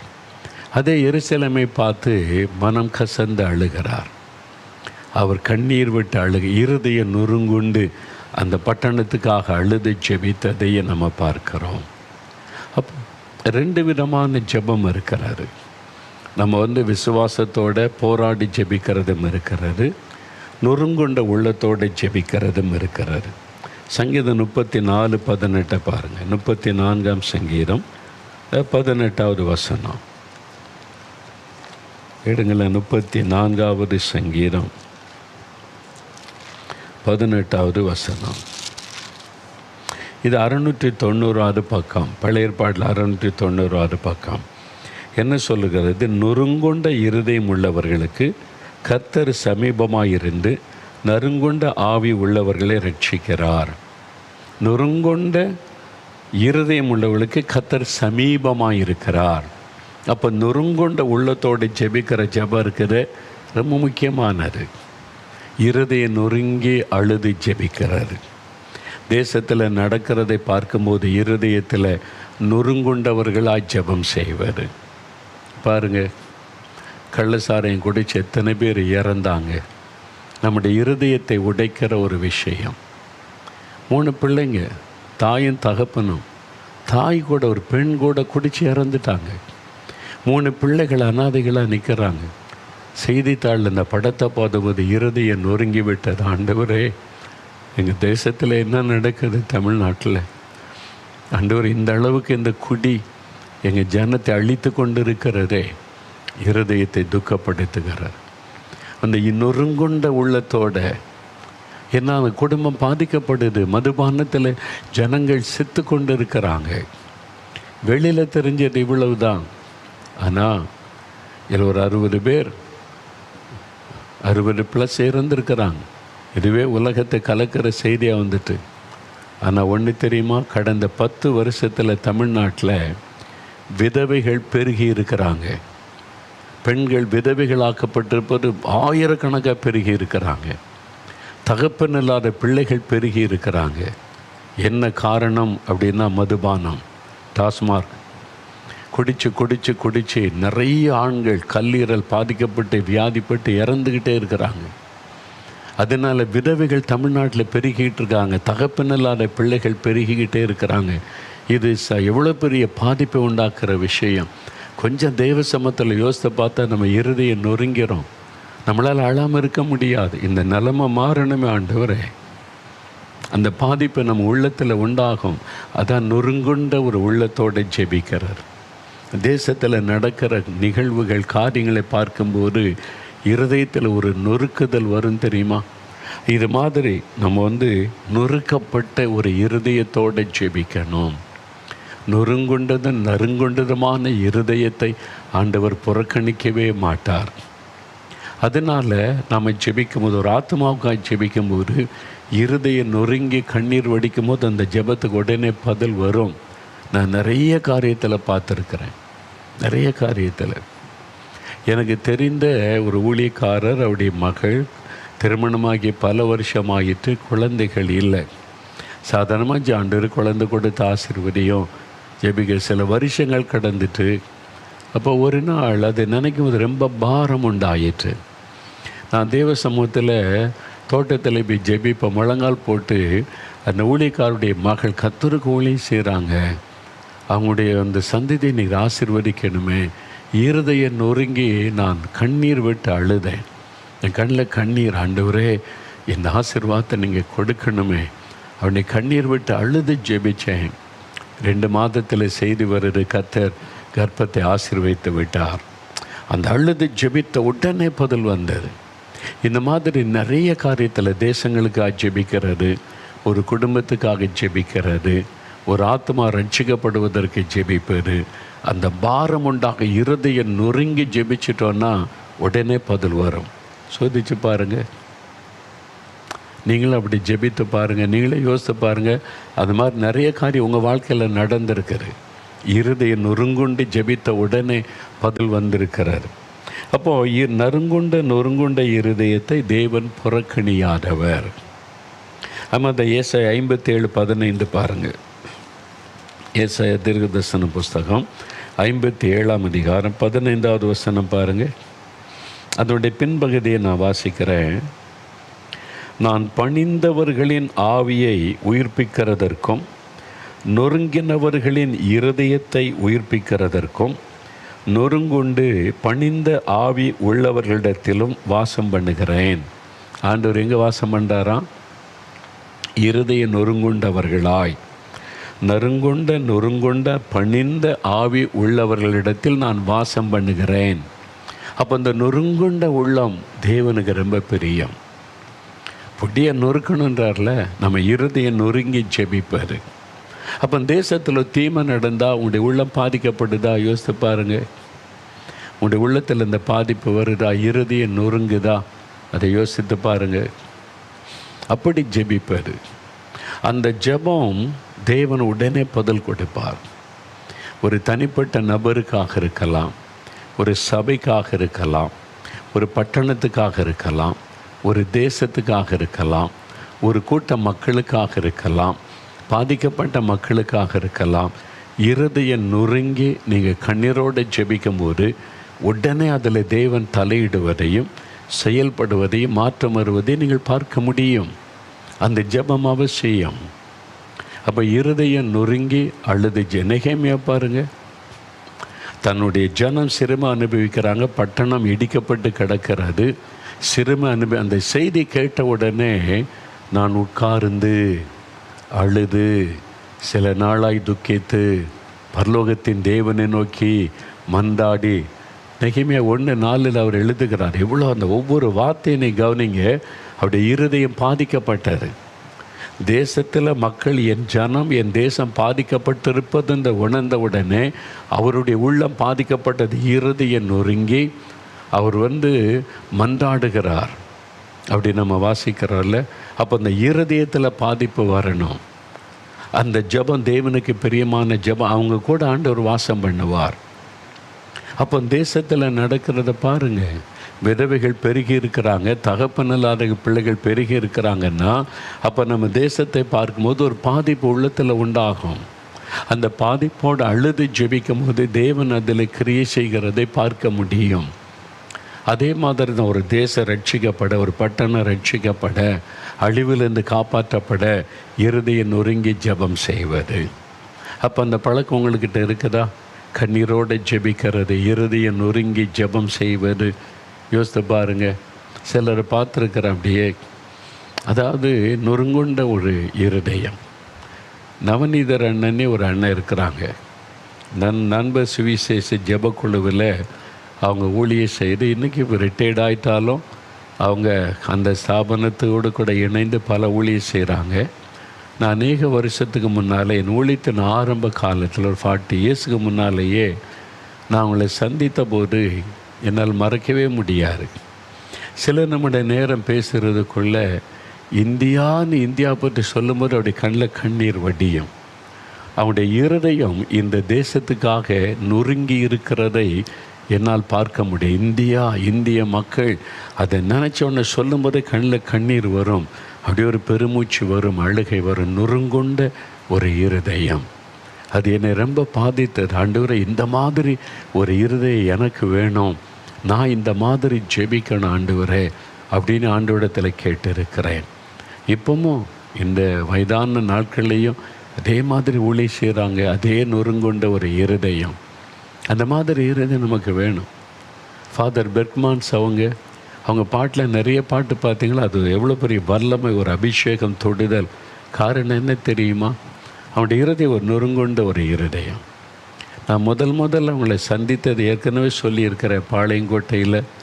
அப்போது பேரும்பை விழாவுக்கு வந்திருந்தாங்க பேச. அப்பாதாரி பிரதர் வீட்டில் தங்கியிருந்தேன். அங்கே வந்துட்டாங்க. நான் தரையில் முழங்கால் போட்டு ஜெபிச்சுக்கிட்டு என்ன உள்ளே அப்படியே உட்காந்துட்டாங்க தரையில். கொஞ்ச நேரம் பேசின பிறகு ஜெபமனோமான்னாங்க. சரி ஃபாதர் ஜெபிக்கலான்னு உட்கார்ந்தவங்க எழும்பி முழங்கால் போடுறதுக்குள்ளே அவனுடைய கண்ணில் இந்த கண்ணீர் அப்படியே என்னை பார்த்து சொல்கிறாங்க, என் ஜனம் ரட்சிக்கப்பட்டு ஜெபம் பண்ணுங்க, கத்தோலிக்க மக்கள் ரட்சிக்கப்படணும்னு அழுதாங்க. அவங்கள்ட்ட போட்ட இந்த ட்ரெஸ் எல்லாம் கண்ணீர். அன்றைக்கு மாத்திரம் இல்லை, இன்றைக்கும் அதே பாரம், ஒரு நொறுங்கொண்ட இருதயம். அதனால தான் இன்றைக்கி பாருங்கள், நிறைய கத்தோலிக்க மக்கள் ரட்சிக்கப்பட்டு அபிஷேகமின்றி சாட்சியாக எழும்பி வருகிறதை பார்க்க முடிகிறது. கண்ணீர் விட்டு அழுதாங்க. அப்படியே நொறுங்கொண்ட ஒரு இருதயம், ஏன் ஜனம் ரட்சிக்கப்படணுமே, அந்த பாரம். அப்போ ஆண்டவர் நொறுங்கொண்ட இருதயத்தை புறக்கணியா. உங்களுக்கு எப்படியாவது அப்படி நொறுங்கொண்ட உள்ளே வந்திருக்குதா? ஆண்டோடைய போன அழுது புலம்பி ஜெபிக்கிறது வந்திருக்குதா? அந்த எரேமியா கதறாவி, என் தலை தண்ணீரும் என் கண்கள் கண்ணீருமானால் நலமாயிருக்குமே, நான் என் ஜனத்திற்காக இரவும் பகலும் அழுது புலம்புவேனே. அதை கேட்குறார் விரும்பி. அந்த மாதிரி ஒரு ஆவி எனக்கு வேணும், அந்த மாதிரி இருதயம் எனக்கு கேளுங்க ஆண்டவரே. நறுங்குண்ட இருதயம் எனக்கு வேணும். நான் நொறுங்கொண்ட உள்ளத்தோடு ஜெபிக்கணும் ஆண்டவரே. நீங்கள் கேட்டால் அந்த ஆவியை கர்த்தர் உங்களுக்கு தருவார். உங்களுக்குள் அப்படிப்பட்ட ஒரு இருதயத்தை தருவார். அது ஒரு பெரிய மாற்றத்தை உங்களுக்குள்ளே உண்டாக்கும். பார்த்தீங்களா?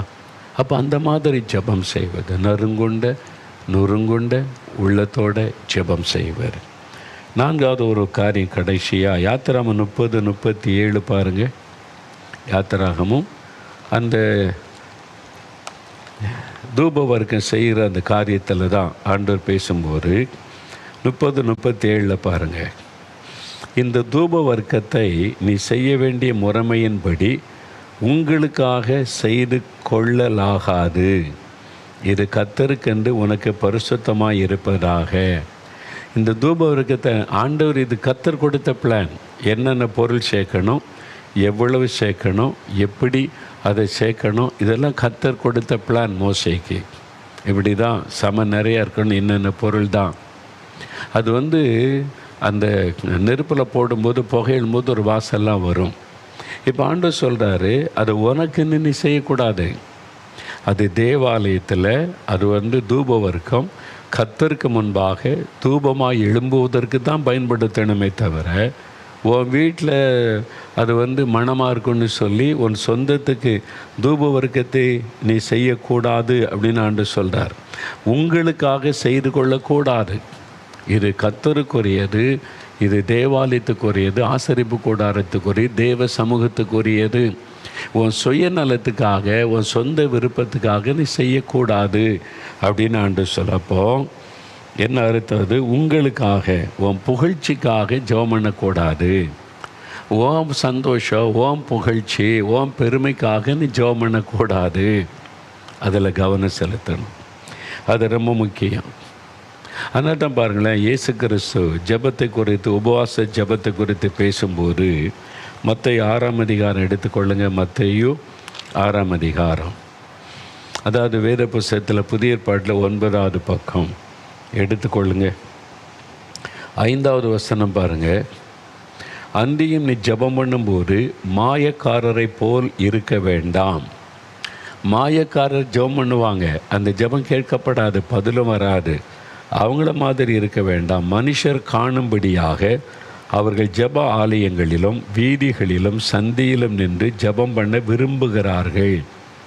அவர்கள் தங்கள் பலனை அடைந்து தீர்ந்ததென்று மெய்யாகவே உங்களுக்கு சொல்லுகிறேன். சிலர் பெருமைக்காக ஜெபிப்பர். ஆலயத்தில் பார்த்தேன்னா அப்படி ஜெபம் பண்ணுவாங்க. தெருக்களில், ரோடுகளில் மற்றவங்க பார்க்க பெருமைக்காக ஜெபம் செய்வது அந்த மாதிரி. ஆனால் அவனுடைய தனிப்பட்ட வாழ்க்கையில் பார்த்து ஜெபமே இருக்காது.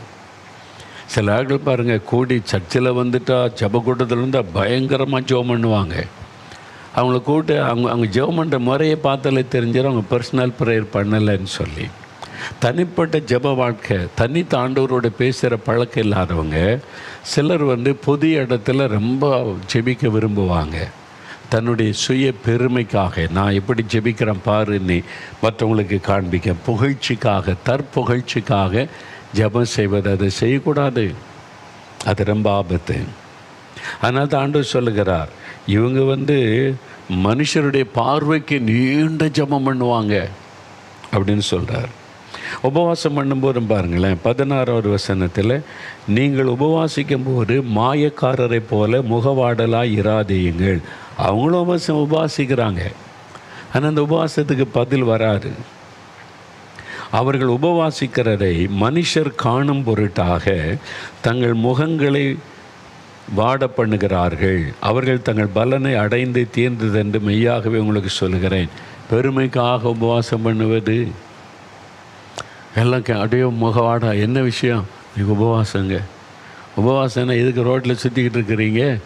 நீங்கள் போய் ஜெபிக்க வேண்டியதுன்னா ரூமில் உட்காந்து உபவாசம்னா சாப்பிடாம உட்காந்து ஜெபிக்கிறது, அல்லது உங்களுடைய சர்ச்சில் உபவாச ஜெபமாக, உங்களுடைய குழுவில் உபவாசமாக அவங்க கூட போய் சேர்ந்து ஜெபம் பண்ணுங்க.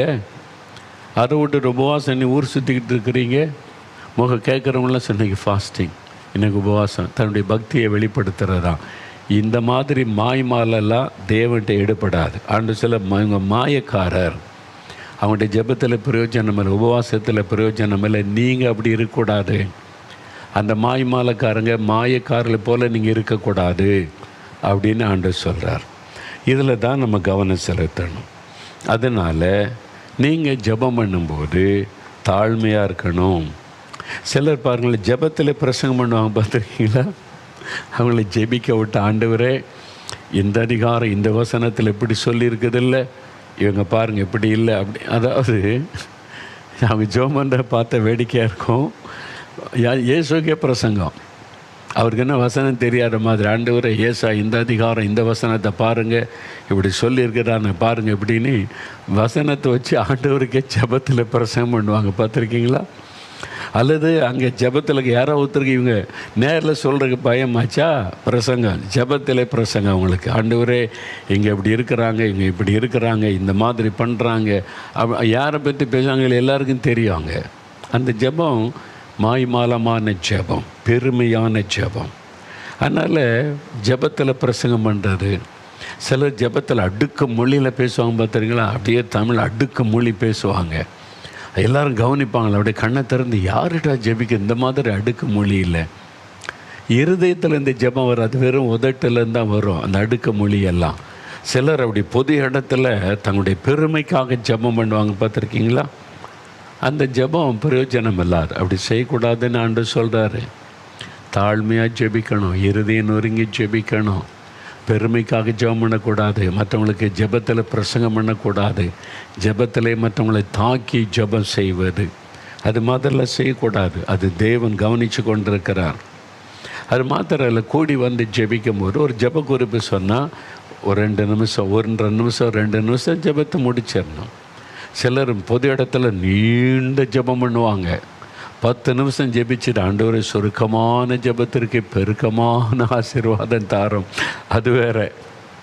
பார்த்துருக்கீங்களா? நம்ம சபைகளில் சில பக்திமான்கள் இருக்காங்க, தன்னை பக்திமானாய் காண்பிக்கிறதுக்கே ஜெபம் பண்ணுவாங்க.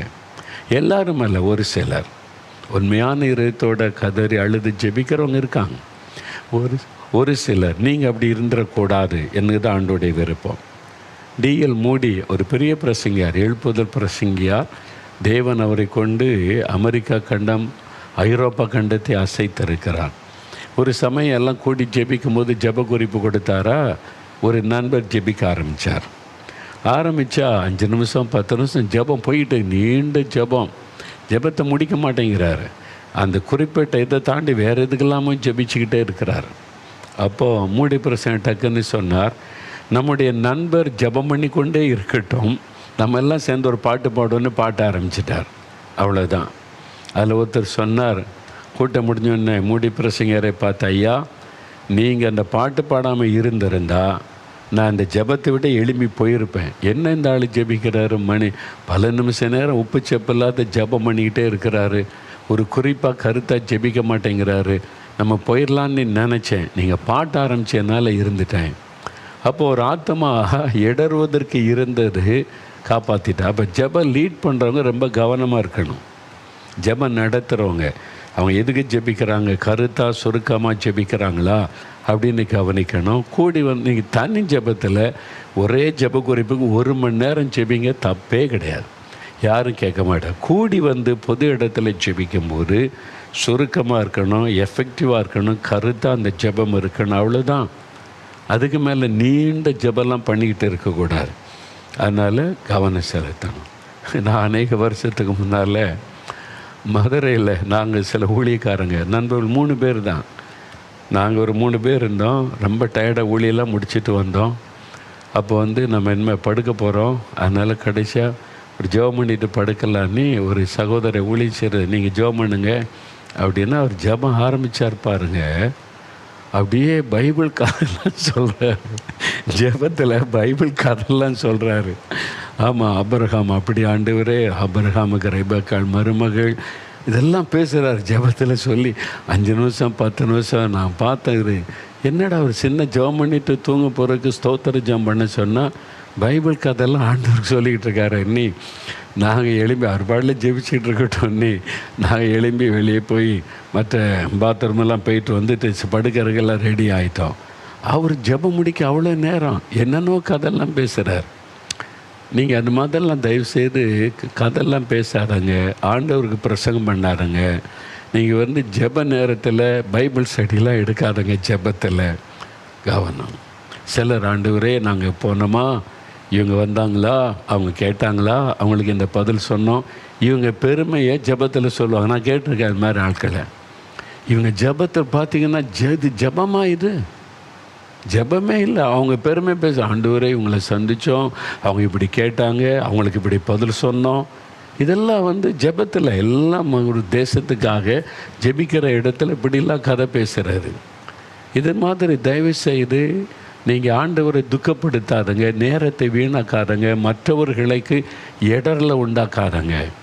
கூடி தனி ஜெபத்தில் நீங்கள் என்ன வேணாலும் பேசுங்க. இப்போ ஆண்டவரை இப்படி நடந்துச்சா, அப்படி நடந்துச்சா, நாங்கள் போனோன்னா அவங்க வந்தாங்களா, அது உங்களுக்கும் ஆண்டவருக்கும் உள்ள காரியம். பொது இடத்துல சபையிலையோ கூடி ஜெபிக்கிற இடத்துலையோ பிரசங்கம் பண்ணுறது, ஆண்டவருக்கு விளக்கம் சொல்கிறது, உங்கள் சொந்த கதையெல்லாம் பேசுவது, பெருமைக்காக என்னென்னோ சொல்லுவது, அவங்க இப்படி சொன்னாங்களா, நான் இப்படி பதில் சொன்னேன்னா ஆண்டவரே, இதெல்லாம் இருக்குது, எல்லாருக்கும் தெரியணுமா. இது மாதிரிலாம் தயவு செய்து நீங்கள் பண்ணாதங்க. தேவன் அதை அங்கீகரிப்பது இல்லை. உங்களுடைய ஜெபமெல்லாம் வீணாய் போய்விடும். அதனால் கவனம் செலுத்தணும்.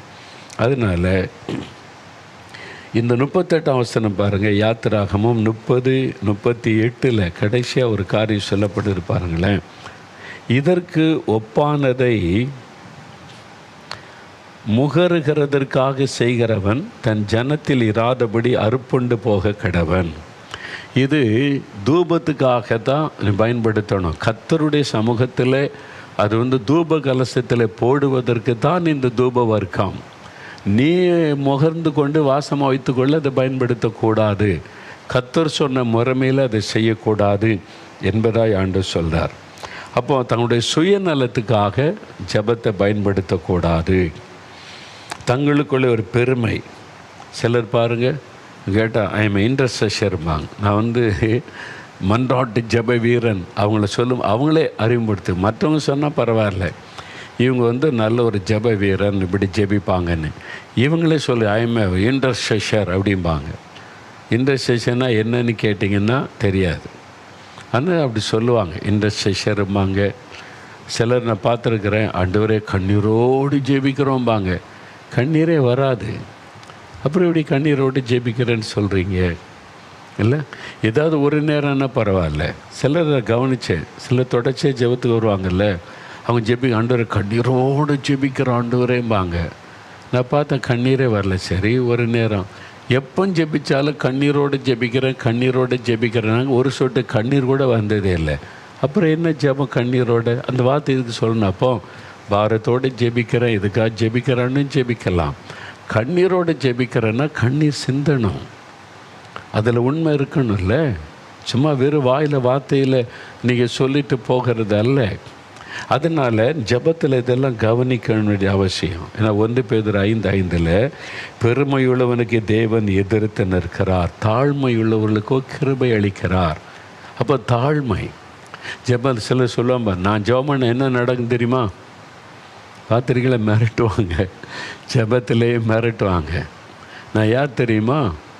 நான் ஜெபம் என்ன நடக்கும் தெரியுமா அப்படின்னு சொல்லுவாங்க. பார்த்துருக்கீங்களா? நான் பார்த்துருக்கேன். ஐயோ, அதெல்லாம் நம்ம சொல்லக்கூடாது.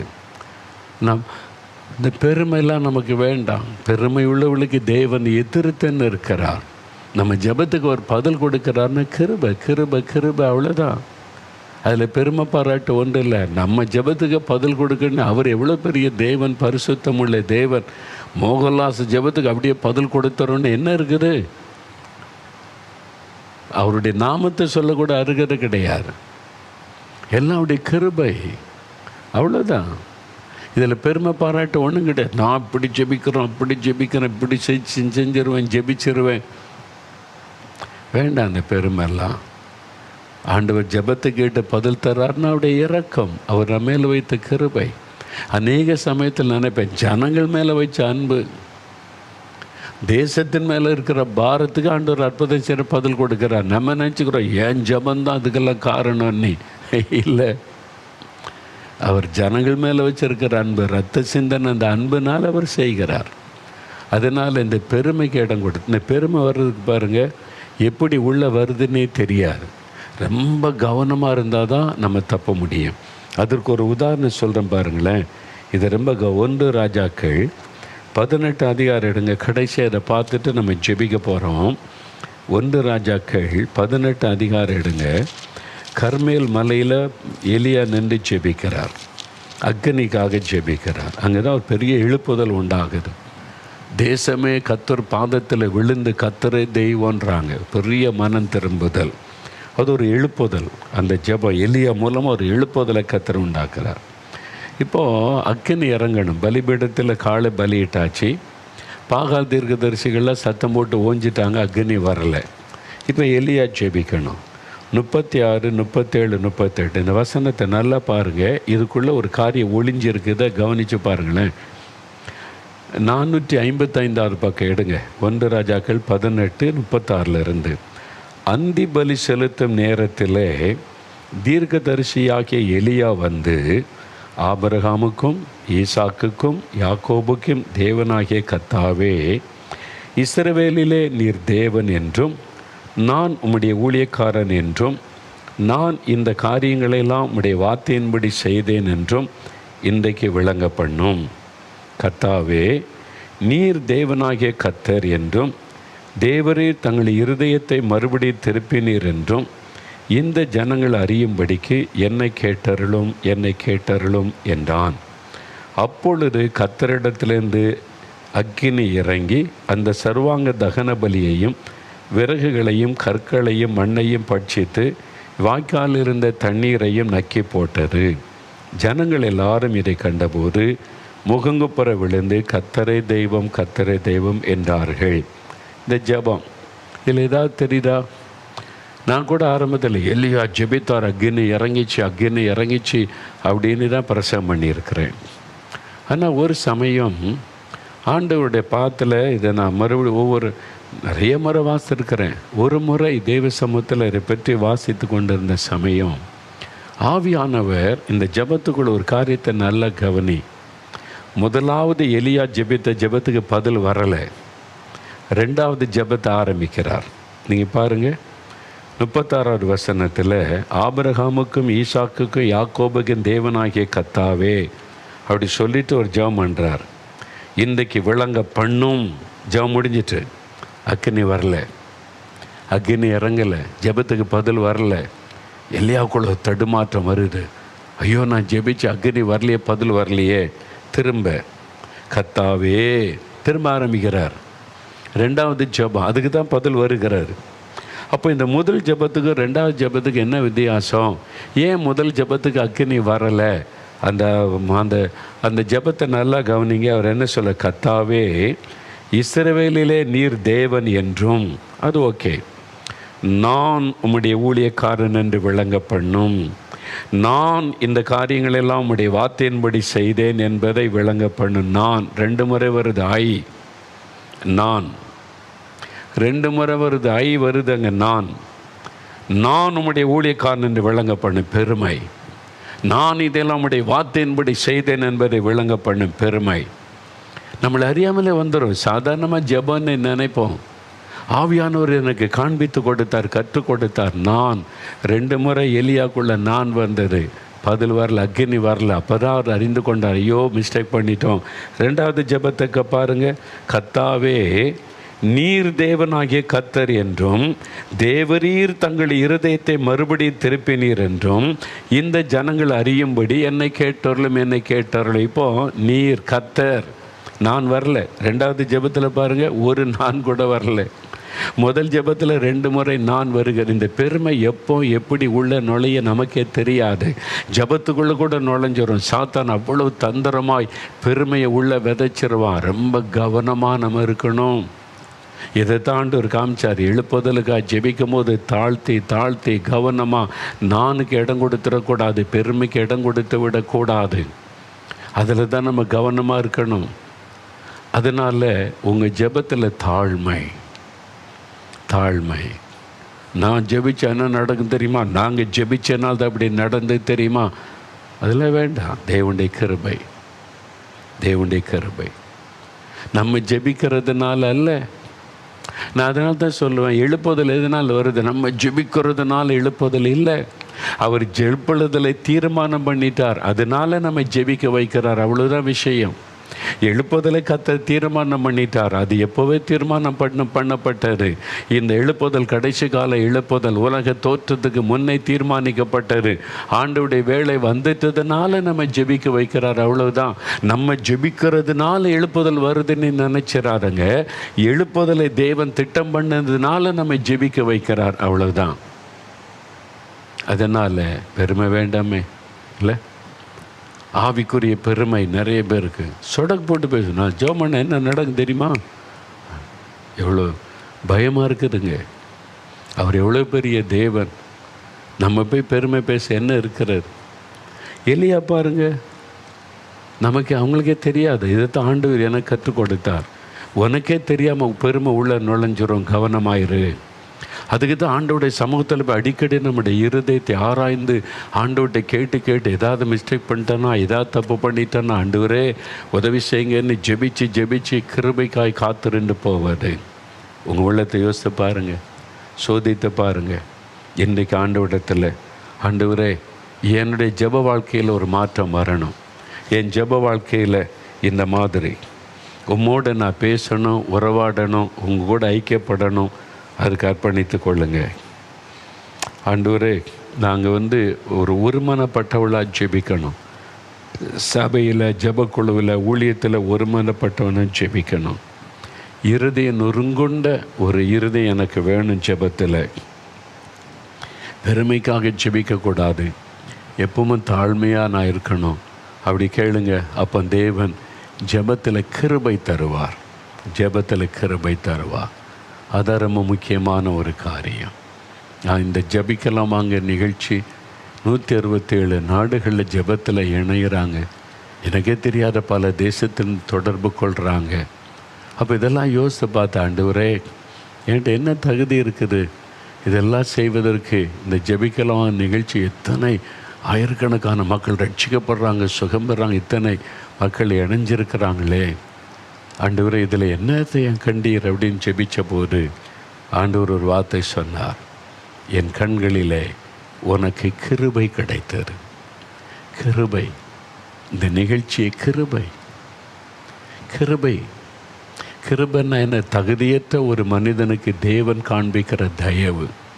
தகுதியற்றவனுக்கு தேவன் காண்பிக்கிற தயவு தான் கிருபை. ஆண்டவர் சொன்னார், என் கண்களிலே உனக்கு கிருபை கிடைத்தது. அவ்வளவுதான். இதில் பெருமை பாராட்ட ஒன்றுமே இல்லை. அவர் தான் எல்லா புகழ்ச்சிக்கும் உரிய தேவன். அதனால் நம்ம எப்போவுமே தாழ்மையாக நடந்து கொள்ள அர்ப்பணித்து கொண்டா நம்முடைய ஜெபத்தை கவனமாய் கேட்பார். அந்த ஜெபத்துக்கு பதில் தருவார்.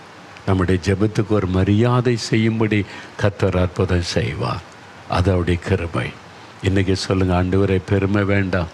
பெருமை என்னை விட்டு எடுத்து போடும். தாழ்மையான இருதயம் தார சுயநலத்தை எடுத்து போடும். ஆண்டவர், ஜெபத்தில் நான் பிரசங்கம் பண்ணுவது மற்றவங்களை ஆண்டவரை குறைத்து பேசும் இந்த பாவத்தை எல்லாம் மன்னியும், என்னை பரிசுத்தப்படுத்தும். ஜெபாவியை தாருன்னு கேளுங்க. ஜெபிக்கலாம். முடிந்தால் முழங்கால் படிட்டு கொள்ளுங்க, அல்லது அப்படியே கண்களை மூடி ஒரு 2 நிமிடம் ஜெபிங்க. ஆண்டவரே ஜெபாவி எனக்கு வேணும். நான் இந்த மாதிரி ஜெபிக்கணும். உம்முடைய குரலை கேட்கணும். உம்முடைய ஆலோசனை பெற்றுக்கொள்ளணும். நீர் என்னோட பேசணும். ஆண்டவரே என்னுடைய கேள்விக்கெல்லாம் பதில் சொல்லி என்னை வழி நடத்துங்க. என்னுடைய சந்தேகத்தை எல்லாம் தீர்த்து வைங்க. நான் உங்கள் கூட பேசணும், நீங்கள் என் கூட பேசணும். அதற்கு என்னை ஒப்பு கொடுக்கிறேன். பெருமை எனக்கு வேண்டாம் ஆண்டவரே, என் பெருமைகளை மன்னியும். எனக்கு தாழ்மையை தாங்க, மனத்தாழ்மையை தாங்க, உங்களைப் போல மனத்தாழ்மையை தாங்க ஆண்டவரே. பெருமையான சிந்தனை, எண்ணங்கள், பேச்சுகள் எல்லாம் என்னை விட்டு ஒளியட்டும் ஆண்டவரே. பெருமை வேண்டாம் ஆண்டவரே, எனக்கு தாழ்மை தாங்க. கேளுங்க, ஆண்டவரிடத்தில் கேளுங்க, தாழ்த்துங்க, உங்களை ஒப்பு கொடுங்க. நொறுங்குண்ட உள்ளத்தை தாங்க. பார்த்த மக்களுக்காய், பாதிக்கப்பட்ட மக்களுக்காக என் இருதயம் நொறுங்கணும். நான் இருதயம் நொறுங்கி கண்ணீர் விட்டு பாரத்தோடு ஜெபிக்கணும். உங்கள் பாரம் எனக்கு வேணும். கெத்செமனே தோட்டத்தில் அழுது புலம்பி ஜெபிச்சிங்களே, அந்த மாதிரி பாரம் நெகேமியாவுக்குள்ளே காணப்பட்ட ஒரு நொறுங்குண்ட இருதயம், எரேமியாவுக்குள்ளே காணப்பட்ட ஆண்டவரே அந்த கண்ணீர் நிறைந்த கண்கள் எனக்கு வேணும். அந்த இருதயத்தை எனக்கு தாங்க. கேளுங்க மகனே, மகளே, நீ கேளுங்க, ஆண்டவர் உங்களுக்கு தருகிறார். குட்டி பிள்ளைங்க, வாலிபர்கள், ஆண்டவர் உங்களுக்கு தருகிறார். ஆண்டவரே நிரப்புங்க, எனக்கு அப்படிப்பட்ட இருதயம் தாங்க. ஆண்டவரே யார் யார் ஜெபிக்கிறாங்களோ அந்த பிள்ளைகளுக்கெல்லாம் அந்த ஜெப ஆவியை கொடுங்க, தாழ்மையின் ஆவியை கொடுங்க, நொறுங்குண்ட இருதயத்தை கொடுங்க. ஆண்டவரே சுயநலங்கள், சுய பெருமைகள் எல்லாம் ஒளிந்து போகட்டும். ஜெபத்திற்குள்ள தடைகள் எல்லாம் விலகட்டும். ஆண்டவரை உம்மோடு கூட பேச, உறவாட முடிய குரலை கேட்கிற இருதயத்தை கொடுங்க. இன்றைக்கு இப்பொழுது நம்முடைய அபிஷேகத்தின் வல்லமை இவர்களுக்குள்ள இறங்கட்டும். ஒரு மன்றாட்டின் ஆவி அவர்களுக்குள்ள இறங்கட்டும். பரிந்து பேசுகிற ஆவி இறங்கட்டும். ஆண்டவர் உம்மை போல ஜெபிக்கிற அந்த ஜெப ஆவியை தாரும். அவருடைய ஜெப வாழ்க்கை இன்று முதல் வித்தியாசமாய் மாறட்டும். இயேசுவின் நாமத்தில் ஒரு மாற்றம் வரட்டும். அப்படி ஜெபிக்க கிருபை கொடுங்க. நீங்கள் அப்படி செய்ததற்காக நன்றி அப்பா. இந்த நிகழ்ச்சிக்கு ஆண்டவரை காணிக்கை அனுப்பி தாங்கின பிள்ளைகளை ஆசீர்வதிங்க. தியாகத்தோடு காணிக்கை அனுப்பி இந்த நிகழ்ச்சியை தாங்கினாங்களே, அந்த குடும்பங்கள் ஆசீர்வதிக்கப்படட்டும். அவளுடைய வருகைக்கு ஆயத்தப்படுத்தும். அவளுக்கு ஜெப ஆவியை தாரும். அவர்கள் ஜெபிக்க கேட்டுக்கொண்ட காரியத்தில் அற்புதம் செய்து ஆசீர்வதியும்.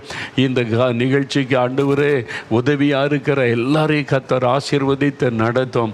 ஆண்டவரை தொடர்ந்து இந்த ஜெப புஸ்தகத்தை வாசிக்கவும், ஜெபத்தின் ரகசியங்களை அறிந்து கொள்ள ஒவ்வொருவருக்கும் கிருபை தாரும். எல்லா மகிமை உமக்கு செலுத்துகிறோம். உம்மை துதிக்கிறோம், உமக்கு மகிமை செலுத்துகிறோம். இயேசு கிறிஸ்துவின் நாமத்தில் ஜெபிக்கிறோம் பிதாவே. ஆமேன், ஆமேன். என் ஆத்துமாவே கர்த்தரை சோஸ்திரி, என் முழு உள்ளமையுடைய பரிசுத்தமுள்ள நாமத்தை சோஸ்திரி. என் ஆத்துமாவே கர்த்தரை சோஸ்திரி, அவர் செய்த சகல உபகாரங்களை மறவாதே. ஆமேன், ஆமேன். God bless you. ஆமேன்.